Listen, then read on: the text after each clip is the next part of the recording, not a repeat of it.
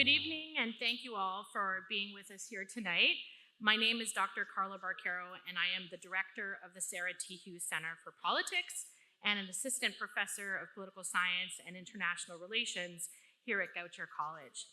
I would like to welcome you all this evening for our discussion entitled Trump's Russia Policy, a report card given by Andrew Weiss, Vice President for Studies at the Carnegie Endowment for International Peace in Washington, D.C.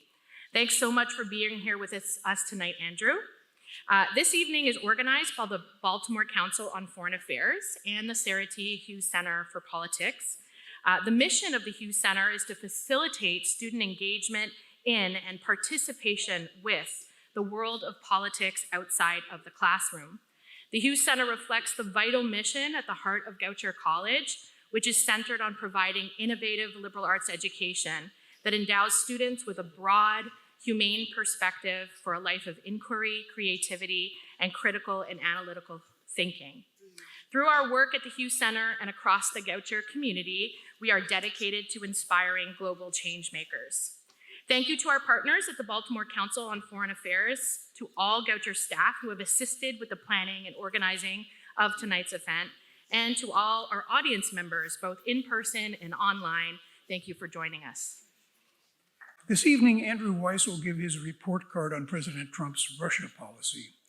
We're nearly 4 years into the invasion of Ukraine. It's been a tumultuous and a dangerous time in East-West relations. This very day has been tumultuous as anything I've seen. President Putin is hosting U.S. Special Envoy Steve Witkoff. And prior to the meeting, he started off with a very odd and not a very warm welcome. He made a statement that accusing America's European allies of trying to sabotage the peace talks. He also called Europe's demands, which really call for Russia's withdrawal from Ukraine, unacceptable. There's a lot to unpack in today's events alone, but I'll ask Andrew to put this in context. Andrew Weiss is one of the most astute Russia analysts that I know of, certainly in this country. And his book on the life and lies of Vladimir Putin is a superb biography. He's brought some copies for sale tonight. This is what it looks like, Accidental Czar. And they'll be on sale at a deep discount after the presentation. Mr. Weiss has worked as a specialist on Russia in both Republican and Democratic administrations, served at the White House National Security Council, the State Department, and the Pentagon. He's the Vice President for Studies at the Carnegie Endowment for International Peace in Washington. But as part of that job, he's been the supervisor of Carnegie's excellent think tank in Moscow, or he was until Putin closed it down. But they're now working in exile, and they're generating a great deal of coverage of what's going on in Russia, all online, and it's all being distributed throughout Russia. So it's a new medium, if you want, and an excellent one. Andrew, over to you. Let me just at the outset stipulate that I'll try to cover two big questions. One is, because the Russia-Ukraine war is the dominant issue in U.S.-Russia relations, I'm going to start with an assessment of how things look on the battleground. Sorry.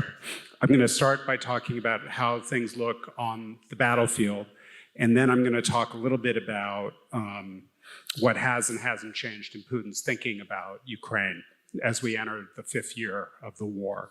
And I'll do that to sort of help us understand where the report card that I've developed looks the way it does, as well as some thoughts about the flurry of diplomatic activity in recent days.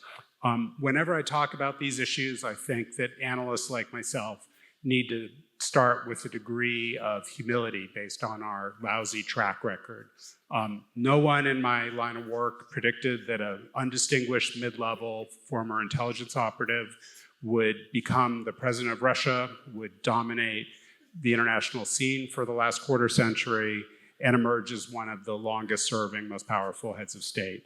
No one predicted the revolution of dignity in Ukraine in 2014, the beginning of Russia's covert war against Ukraine that year, as well as the Russian successful intervention in the Syrian civil war in 2015. And then for most of the first year of President Biden's presidency, you would have been laughed out of the room if you had said that you expected a full-scale land war to break out in the heart of Europe. And then lastly, I don't think any of us predicted that the leader of Russia would be willing to tolerate upwards of 25,000 unrecoverable casualties per month as this war grinds on. So where are we on the battlefield? My former boss at the Carnegie Endowment, Ambassador William Burns, the recent Director of Central Intelligence, always taught us to create an analytical baseline for any policy discussion so that people kind of can get oriented. Let's stipulate up front that this is a war, and that because it's a war, the situation is highly dynamic. The battlefield situation morphs and surprises us nearly at every turn. I'm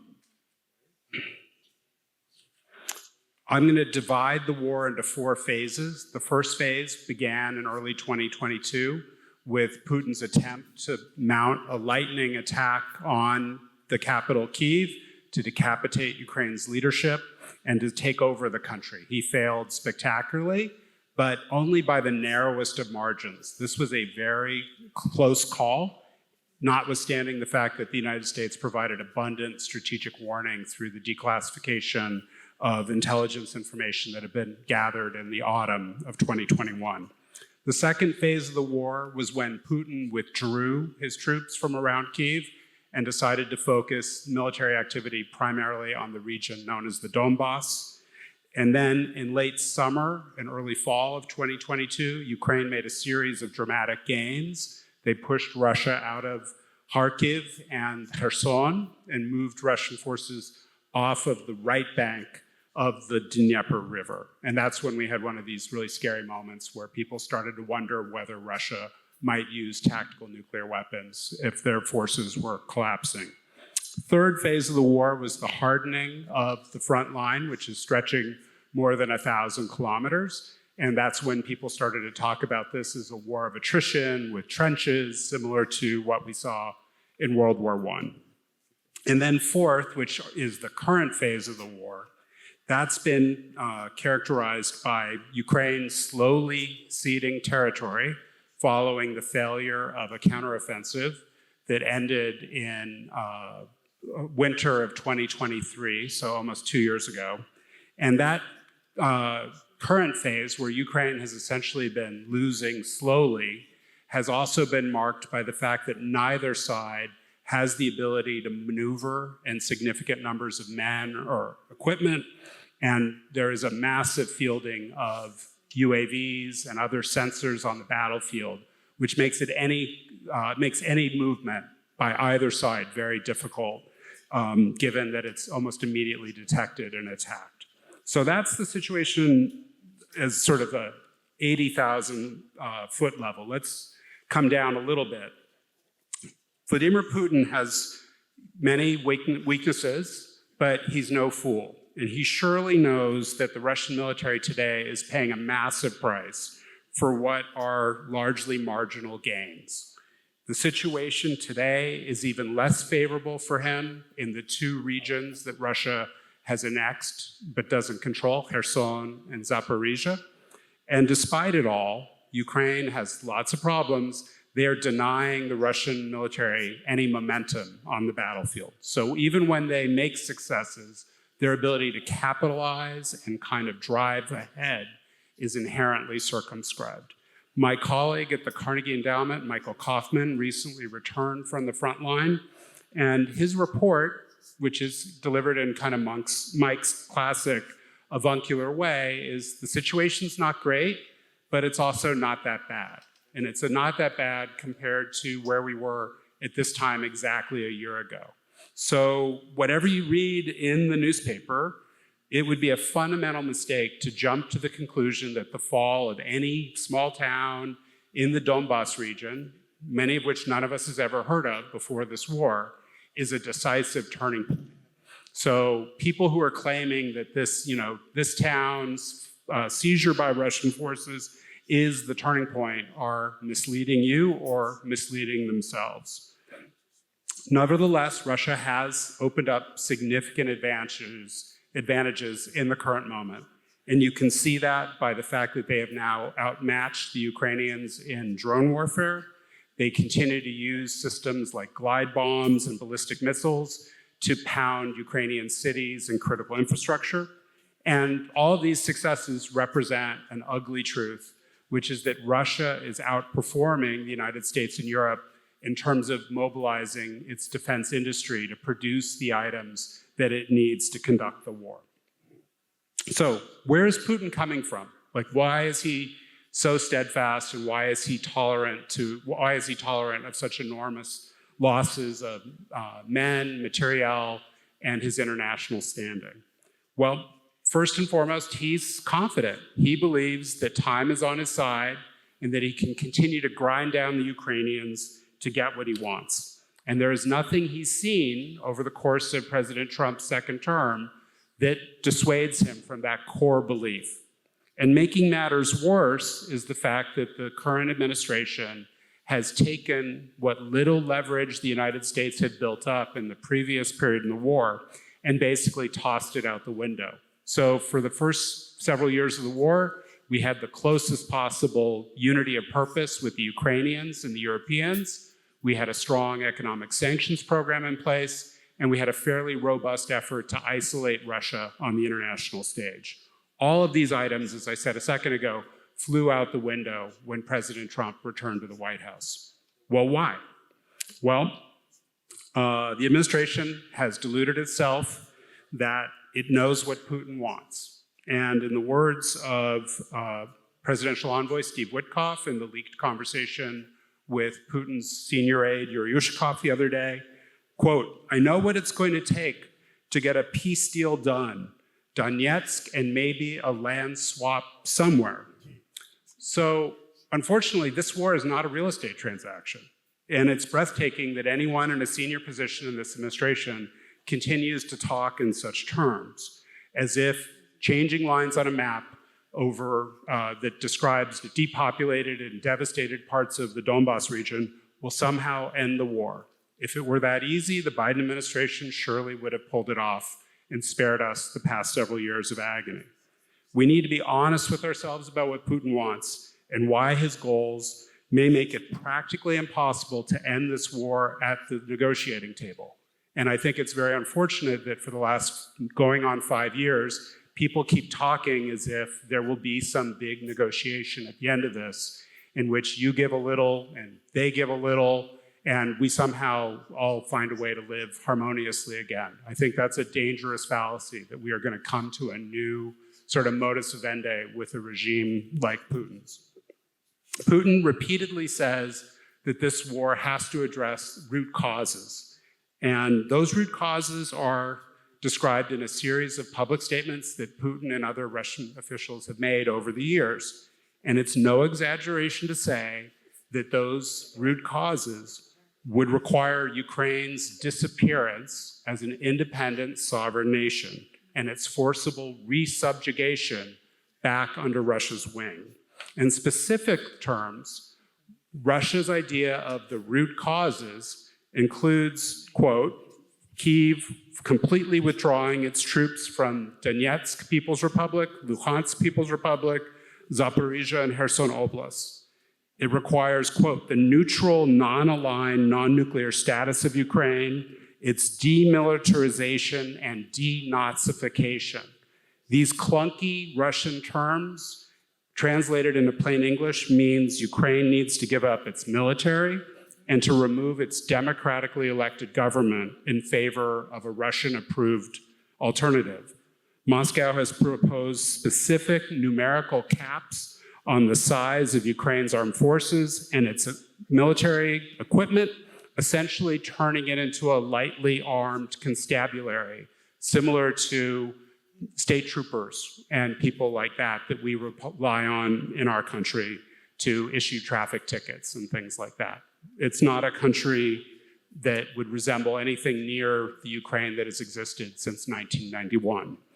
And as my Carnegie colleague Nate Reynolds, a former White House advisor to President Biden, has explained, there is simply no way to bridge Ukraine's existential fear of Russian predation and a war of genocidal aggression and Putin's demand that Ukraine simply accept terms at the bottom of a barrel of a gun that will not allow it to defend itself in the future. That is an unbreachable gap that exists between the two sides. And Putin is smart enough, I'm sorry this microphone is cutting out. Is it cutting out for all of you or just for me? Okay, great.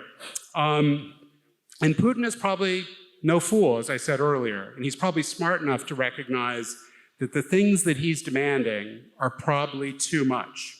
But it's a heads I win, tail you lose set of demands.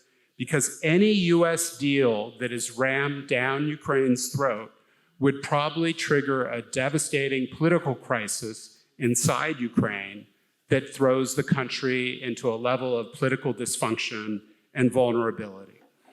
And for someone who's as cynical as Vladimir Putin, who is probably the most cynical man around, he's betting that the United States simply doesn't have the staying power or the political will to support Ukraine over the long term.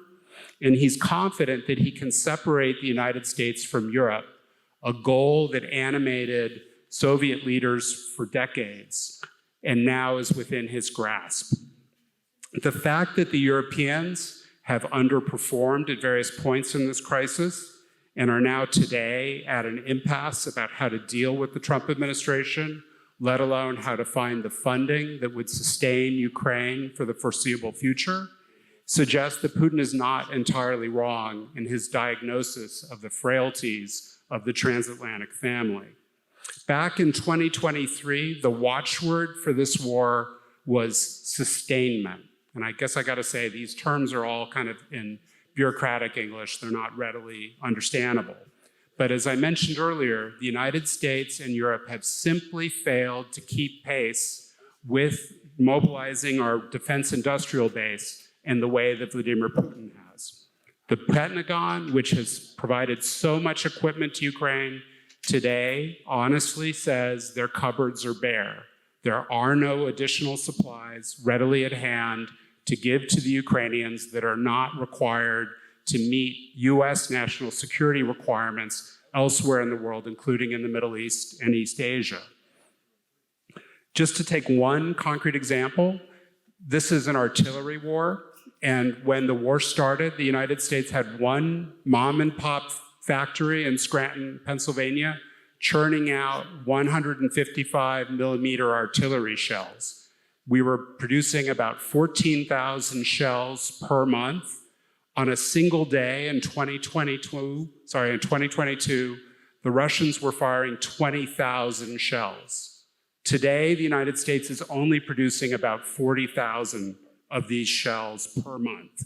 It's well short of a target that was set under the Biden administration of 100,000 shells per month, but it gives you a sense of just how wide the delta is between what we are producing and what Ukraine desperately needs. Similarly, the United States has provided air defense to the Ukrainians, the Patriot missiles, which we've all heard about, but those missile batteries are only effective against Russian ballistic missiles if they have interceptors. And the interceptors, which are produced by a single US defense contractor, are produced in very small numbers, roughly 500 to 600 per year.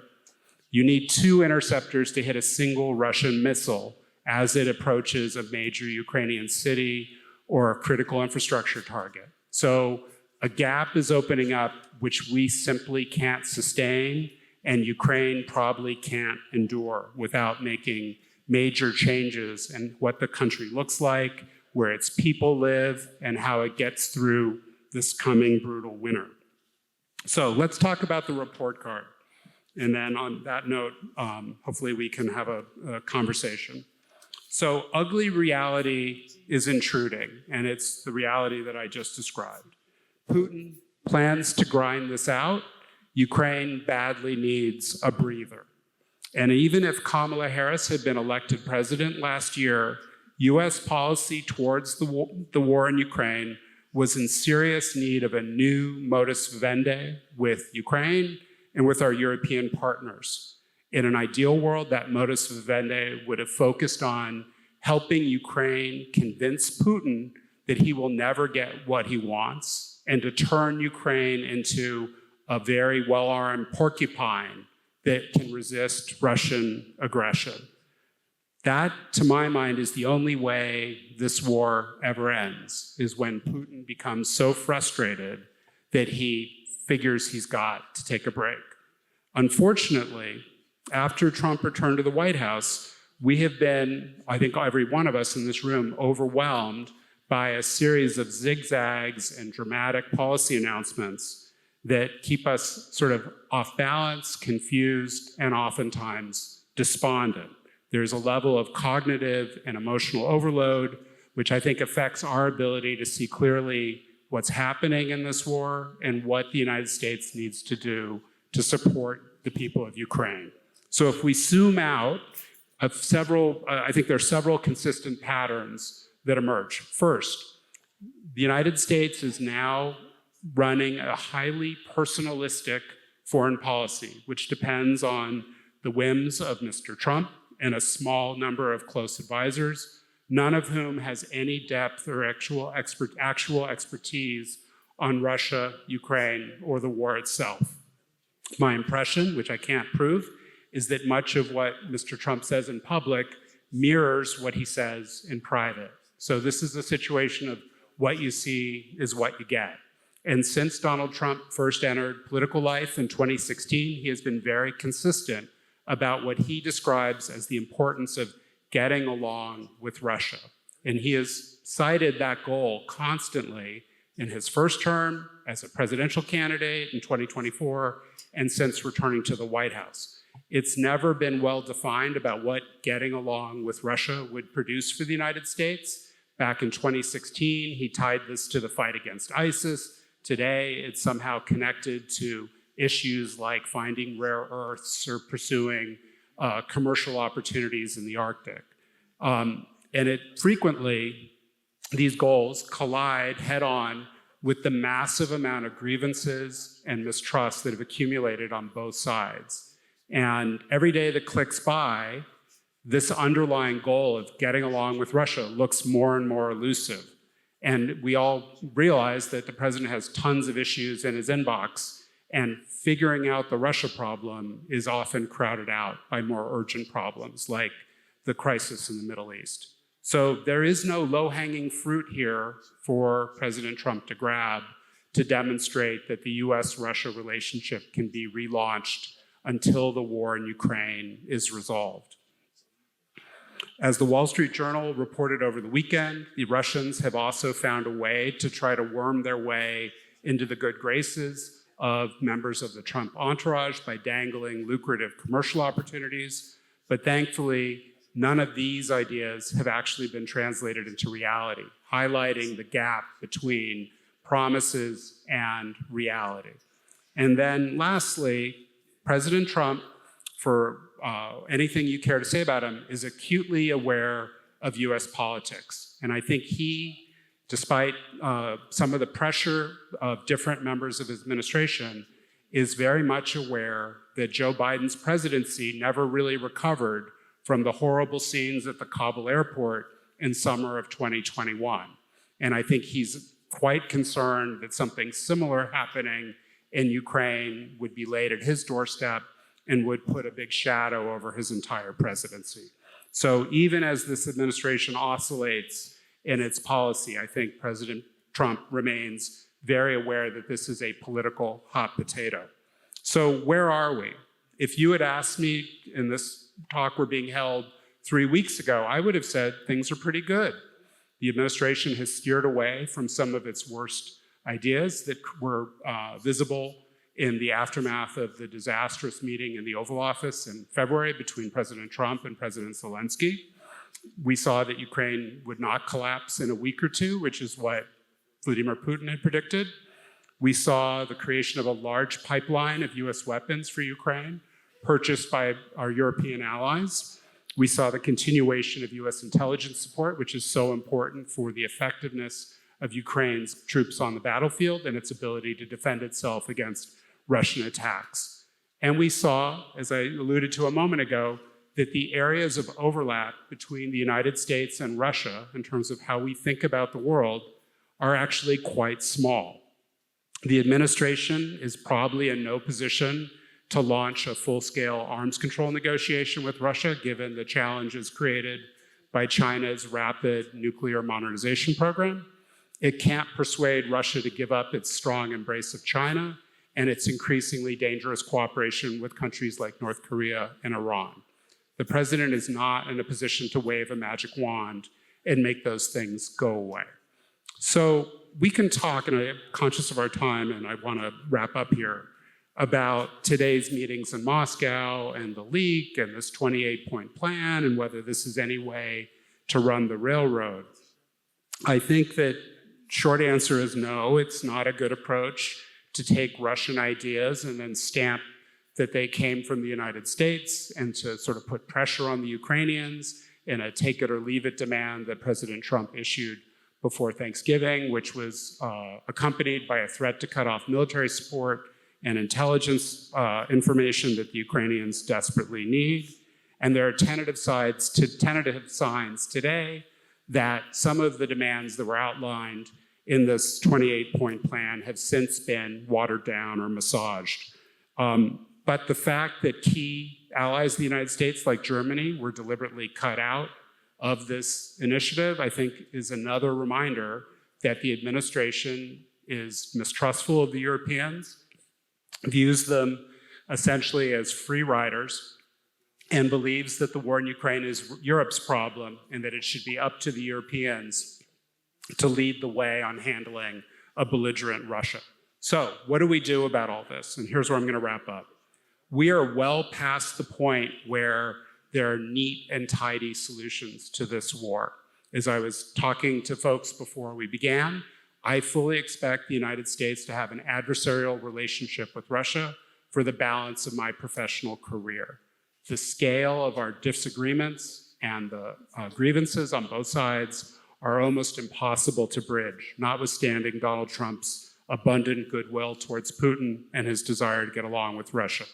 Changes in US sanctions policy, increased US military support to the Ukrainians, all of those things are part of what would be considered a decent pressure campaign to bring Putin around, both to the realization that he can't get what he wants, and perhaps just as importantly, that we are going to restore unity of purpose with the Ukrainians and the Europeans.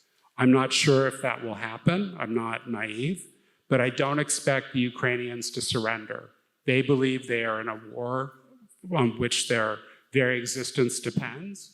They literally have nowhere to go, and they know what awaits them if they surrender. They will be killed in their homes, just like people were slaughtered in the early weeks of the war in the suburbs of Kyiv. Likewise, I don't think the Europeans are going to throw them under the bus, and we will see continued efforts by various European governments to make sure that Ukraine stays in the fight and finds a way to stay on the defense effectively and deny Russia what it wants. What is the near-term goal? I unfortunately think the only realistic near-term goal would be an unconditional ceasefire. The Ukrainians made a painful concession early in the Trump second term that they could live with this unconditional ceasefire. Unfortunately, the United States has not put the pressure tools into play under this administration that might bring the Russians around, instead of hoping for success on all of their very long wish list. No one knows, and here's my last point, what the notoriously mercurial Mr. Trump is likely to do, whether he will continue to think that the trajectory the administration is on of trying to push a rapid deal down Ukraine's throat is going to work. I suspect He will find very soon that it's not going to work and that President Putin is not in any mood to do favors for him. But the first order of business is to unify ourselves with the Ukrainians and the Europeans and to keep the pressure on. Thanks so much. Thank you very much for that very disturbing report, which may not surprise too many people here, but will certainly give us a lot of food for thought. So I have two questions for you. And first of all, and I'm just going to do the lead-off questions, but others, please queue up here, and we will take you in turn. We want to keep questions as short as possible, and please speak into the microphone at all times. So the two questions: who is advising Mr. Trump on his Russia policy? What experts are they bringing along to the talks in Moscow? Who's doing the translations? In other words, where are the experts? And the other question is just the obvious one from today. What do you think has happened in Moscow? Has there been any advance, or have things gone backwards? That this is a personalistic foreign policy. And by that, what I meant is literally it's the President of the United States talking to 4 or 5 other people in his office who is coming up with all of the twists and turns in US policy. It's not the way foreign policy traditionally has worked in the United States, where we have different agencies of the government, the State Department, the Pentagon, the CIA, the National Security Council staff coordinating differences of view and then harmonizing everything into a coherent strategy. This is very much done on a seat-of-the-pants basis, where the president, decides on the fly to pursue certain initiatives, most vividly this new 28-point peace plan. And if anyone who's looked at the peace plan looks at it, you can just see that there's not been much staff work. People don't know a lot of the basic facts. There's a reference in the document to an arms control treaty which expired more than a decade ago. Again, this is just stuff that looks very rough and very unpolished. As far as today's talks, there's not a lot of information out. There's a briefing that the Russian National Security Advisor did about half hour ago, and in his comments he basically said, we're going to keep talking at the level of national security advisors. There's parts of this plan that Russia doesn't like.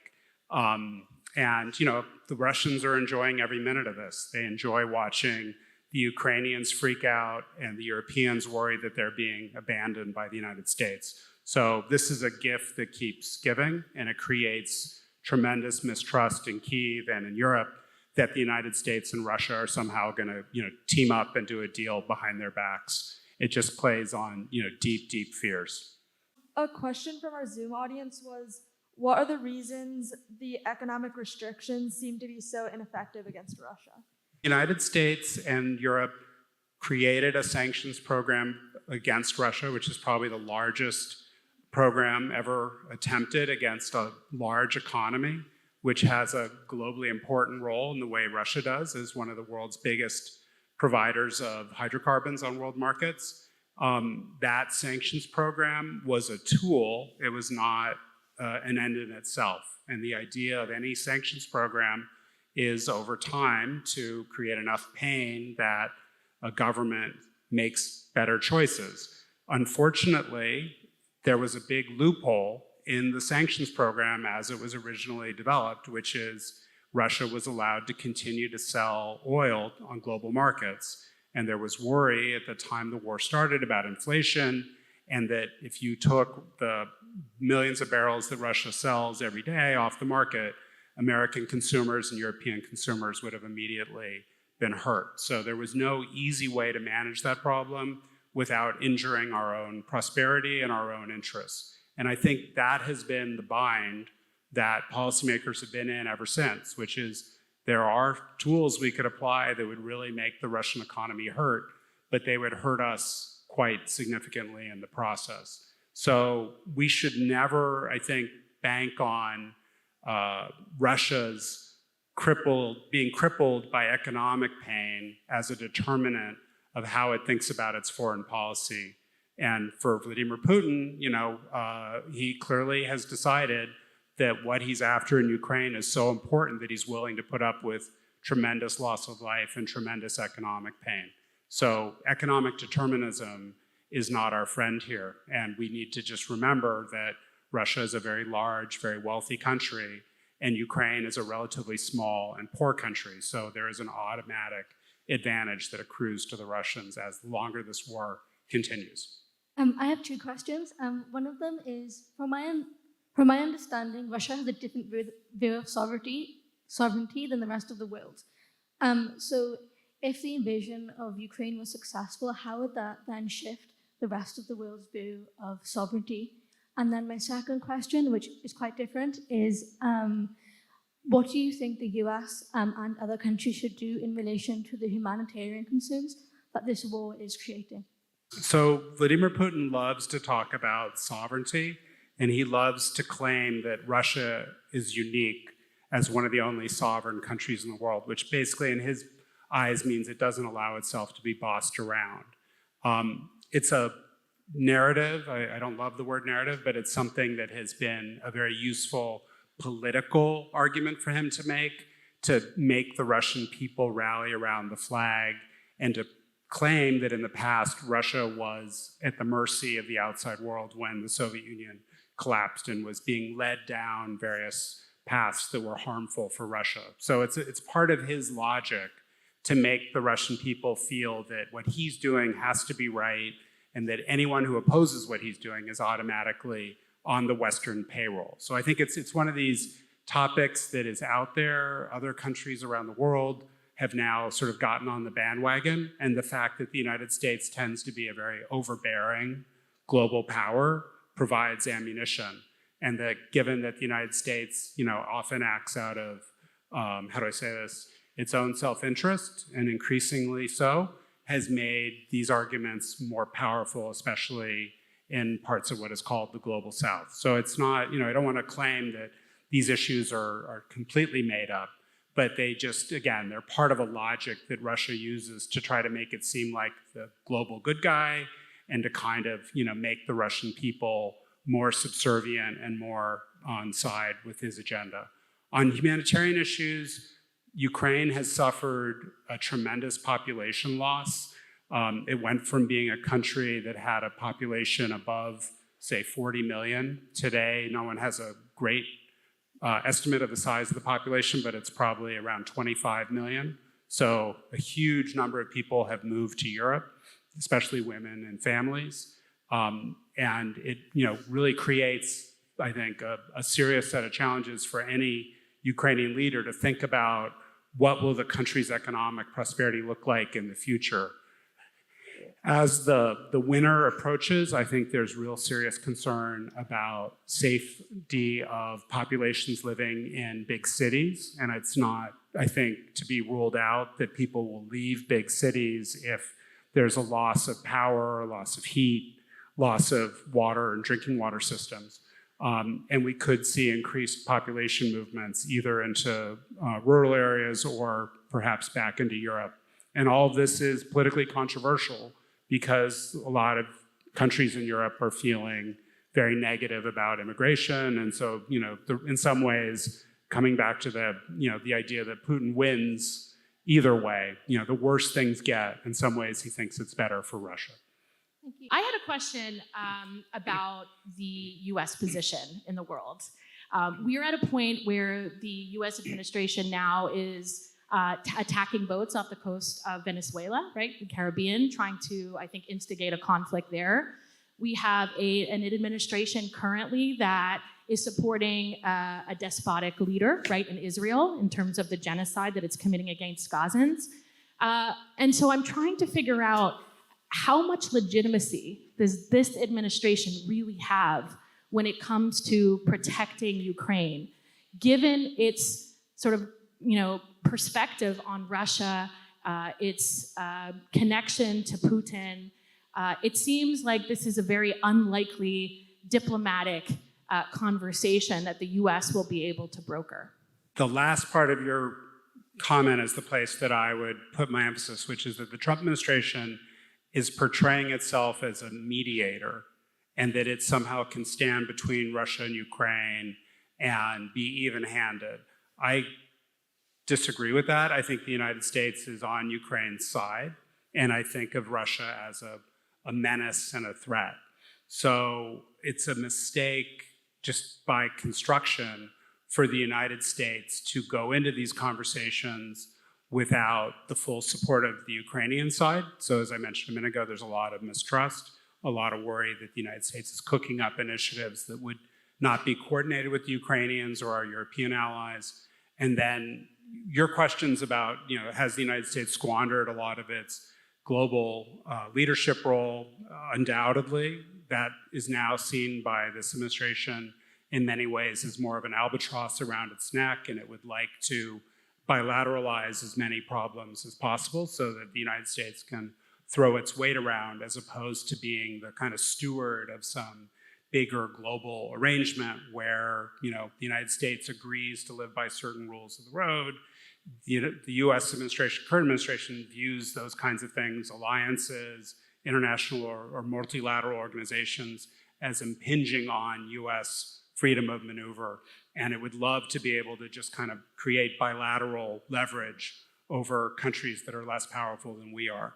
I think we're in a new world where the model of how the United States exerted leadership for most of the post-Cold War period is now coming to an end, and we just don't know how much of that can be recovered if there's a new administration that replaces Trump's in the future. I think we are in a place, regardless of who sits in the White House, where the US president simply is not preeminent. And I think a lot of us who grew up in that period of unchallenged US preeminence are still kind of adjusting to that new world and the tools that'll be required, the diplomatic capability that'll be required, and then the economic prosperity that will underpin it at a time when the United States is not as dynamic and not as wealthy or as militarily unchallenged as it used to be. Thank you. Over the last 3 years, defense spending in European countries has increased considerably, but so have debt loads, and a lot of that debt was incurred during COVID at very low rates. As European economies we're seeing fiscal strain that they're facing on. You had said earlier that you thought that the Europeans weren't going to abandon this conflict, but as their debt service costs increase dramatically over the next few years and they continue to be pressured by pensions and various other costs, do you really think that they're going to be sustaining this? Because I have my doubts. No, I think the Europeans have their doubts, and none of the European governments, maybe with the exception of Germany, have the fiscal space to take on this challenge.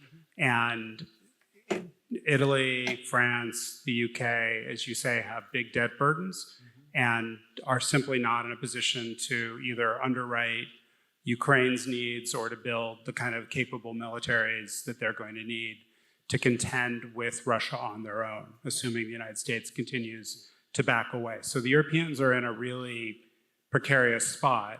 On the plus side, there's a couple $100 billion worth of frozen Russian central bank assets sitting in Europe, which could potentially be tapped to sustain what Ukraine needs over an extended period and send a message to the Russians that Europe has the financial tools that it needs to keep Ukraine going.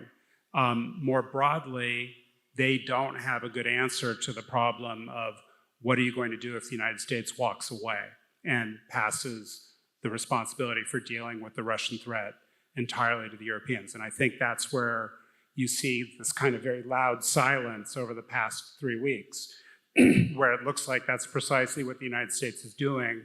And the Europeans don't want to alienate the United States. They don't want to be super critical and super vocal because they don't want to bring about a self-fulfilling prophecy.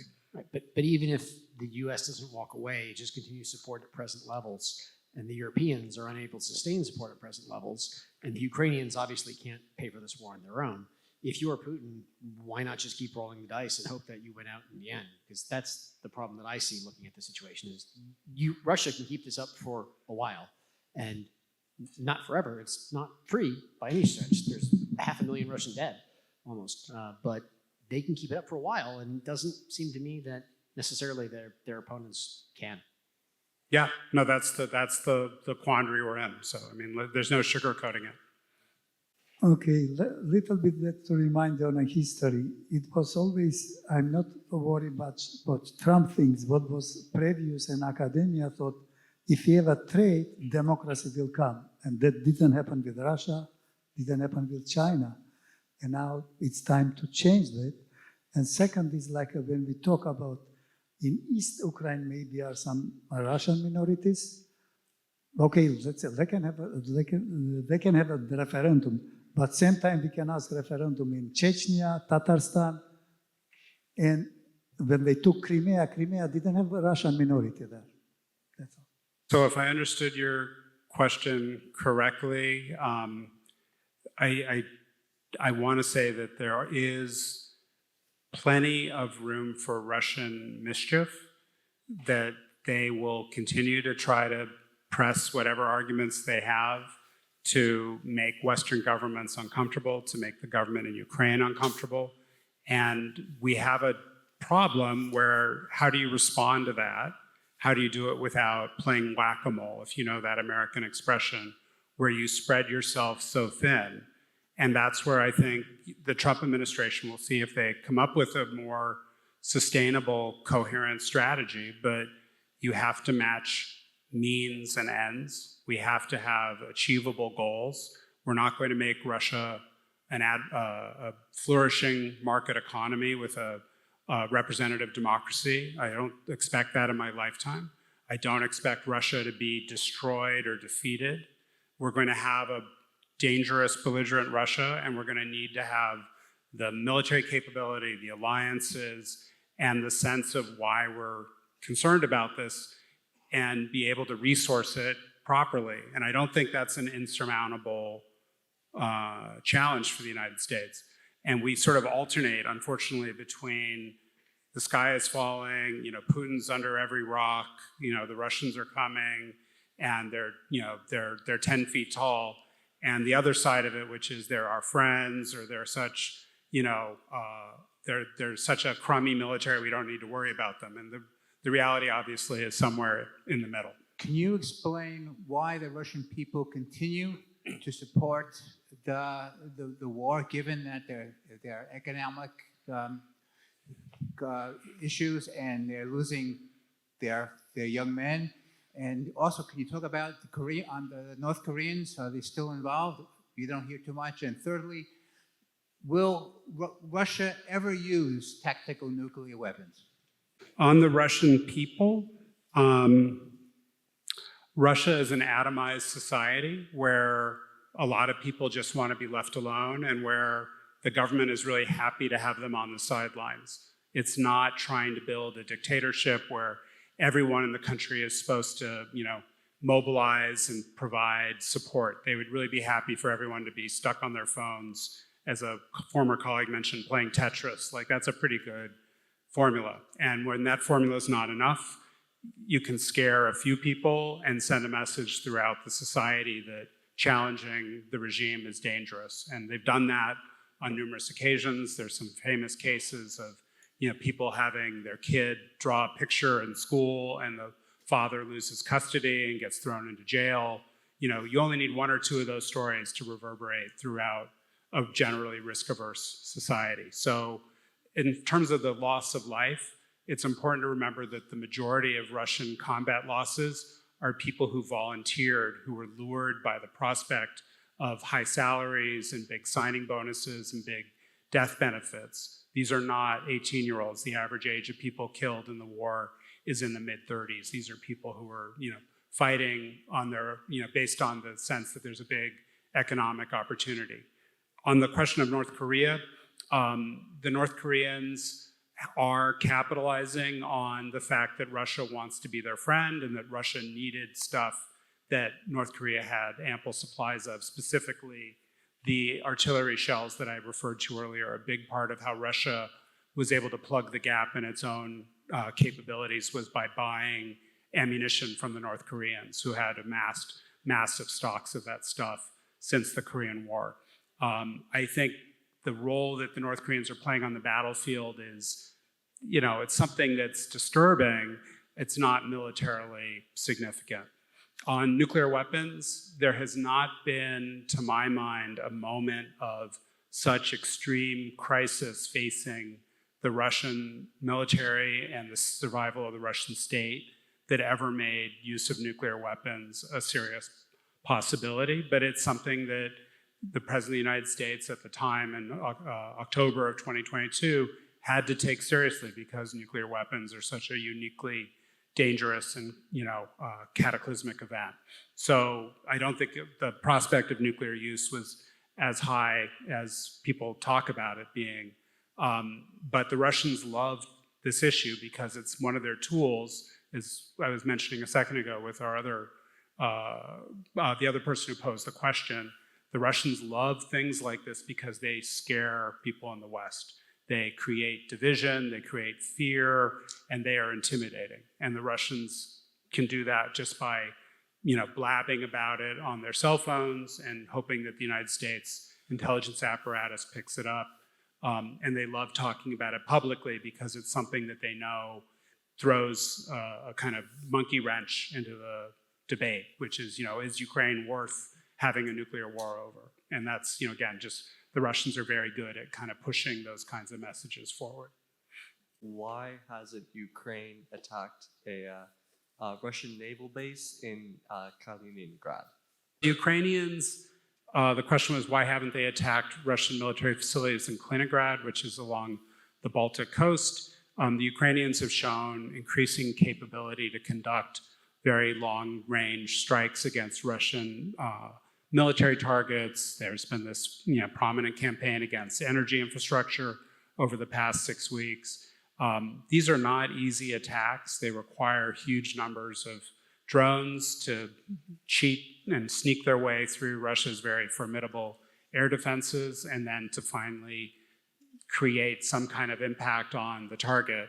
To my mind, none of this is great for the Russians, but none of it is super decisive either.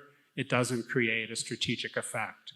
And I would much rather see the Ukrainians focus on attacks that have strategic impact on Putin's calculus about the war and whether he can keep this going without paying a huge cost. And so far, there is no easy formula to do this. I mean, based on Putin's capacity to absorb pain. But certainly there are logistical and other aspects of what's required to keep this war going. And I would much rather see the Ukrainians pounding that stuff than setting off fireballs that look good on Twitter at refineries, given that none of that stuff really is going to change Putin's mind about the war.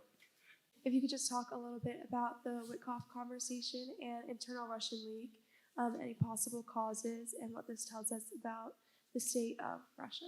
I think most people have seen the press reports that came out about 10 days ago where someone leaked the transcripts and recordings of 2 phone calls. One was between the Russian envoy and businessman Kirill Dmitriev and Putin aide Yuri Ushakov, and the second was a short phone call between Steve Witkoff and Mr. Ushakov. These were, I think, very unsettling leaks because they sort of put a spotlight on the kind of fast and loose nature of US interactions with the Russians. It put a spotlight on this misguided 28-point plan and where the ideas came from. It's worth sort of drawing back the timeline just a teensy bit. I don't know if people will remember this because it feels a bit like ancient history, but in the first half of October, Donald Trump and Vladimir Putin spoke on the phone. They agreed they were going to meet in Budapest. And then I think probably the biggest mystery of this whole diplomatic imbroglio was that in the follow-on from the presidential phone call, the Russians passed a series of ideas to the United States side, and Secretary Rubio spoke to his Russian counterpart about the ideas and said, you guys clearly aren't serious, and if you're not serious, there's no point in Donald Trump flying to Budapest to have a meeting like the one in Anchorage that doesn't produce anything. So they canceled the Budapest summit in the second half of October. If you flash forward just about 3-4 weeks, we went from a world in which the United States thought the Russian ideas were manifestly non-constructive and non-serious to the United States adopting the Russian position and trying to ram that down the Ukrainians' throat. The reason for that isn't, I think, totally clear-cut. The administration at the time has said they've seen developments on the battlefield that somehow show that the war is inexorably lost. And they saw the corruption scandal that erupted in Ukraine, making somehow Zelensky more vulnerable to US pressure. I think on both counts, those are the wrong reading of the situation. As I mentioned earlier, there's nothing going on in the Donbass that's good, but there's nothing that means that the end is near or that Ukraine has somehow irretrievably been defeated on the battlefield. And so too, the corruption scandal, not good. It's definitely bad that Ukrainian leaders are implicated in a corruption scheme. But if anything, that reduces Zelensky's flexibility because now he has to hold on to his job. He doesn't want to be accused of selling out and buying off on US proposals that disadvantage Ukraine. And then lastly is the sort of unknowable part of why this US 180. And my only sense is that, as I mentioned earlier, Donald Trump is inherently a political animal. There were factors in US domestic politics in mid-November that I think made the White House think it would be better to have a big shiny object in the form of a Ukraine initiative to divert attention from some of the domestic political challenges that have been mounting for this administration. If Putin passed away, would his successor continue the war with Ukraine as it stands now? The question is, if Putin were to, God willing, hit by a bus tomorrow, would whoever replaced him continue the war? One hopes that if Putin departed the scene, we would have an opening, we would have people able to think about a way out of this nightmare and to think about putting the blame for all the problems on Putin himself.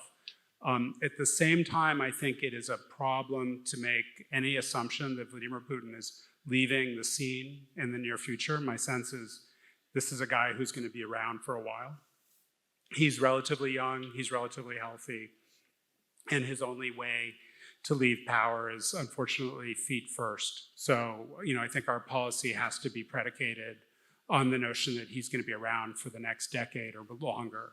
On the other side of the reality is Russia, by virtue of launching this genocidal war, has created its own worst nightmare. It's created a country in Ukraine that used to be generally benign, and it has turned it into an implacable enemy where generations of Ukrainians will remember the cruelty, savagery, and atrocities committed by Russian forces throughout the war, and they will be bent on revenge, and they will be well armed, and they are not going to disappear. So Russia will have a very serious security threat on its doorstep, and any future Russian leader is going to have to deal with that, along with a Europe which increasingly views Russia as its single most important security problem. So to my mind, those are going to create and exacerbate Russian insecurity as opposed to a feeling that we can go back to the world that existed after 1989. I get the importance of the intelligence sharing and on how devastating that was for Ukraine when the Trump administration cut it off earlier this year. The other levers I'm uncertain about, because I was under the impression that we weren't giving them any more money and that the arms that we were shipping to them are being paid for by the Europeans. And I don't see Trump wanting to not sell arms just to push the Ukrainians around. So beyond cutting off the intelligence, what real hammer does he have on the Ukrainians? When this diplomatic initiative got going, the US side reportedly, if the press reports are accurate, renewed the threat to cut off military aid and intelligence support. There's two types of military aid, to get a little geeky about this. One is the portion that the Europeans are coming every week and identifying things that they think Ukraine needs and paying for it, and then the United States transports it to Ukraine. There's also a significant chunk of the aid which was purchased under the previous administration, which is new equipment that's rolling off of US production lines. And the US does have the ability, just based on the way the executive authorities work here, to cut that support off as well. It's at the discretion of the administration. So that's a very big lever, given especially the vulnerability of Ukrainian cities and critical infrastructure to Russian bombardment. That's how Ukraine gets the interceptors for the Patriots. If that gets turned off, much of Ukraine becomes much more at risk than it already is of Russian bombardment. Likewise, there's certain kinds of ammunition that only the United States produces. The long-range guided rockets for the HIMARS system, for example, those are only produced by the United States, and Ukraine only has one potential source. There aren't somehow magical European replacements for those items. And again, that's what Ukraine needs to stay in the fight. And if those supplies are not available, Ukraine will be in a much more disadvantageous position.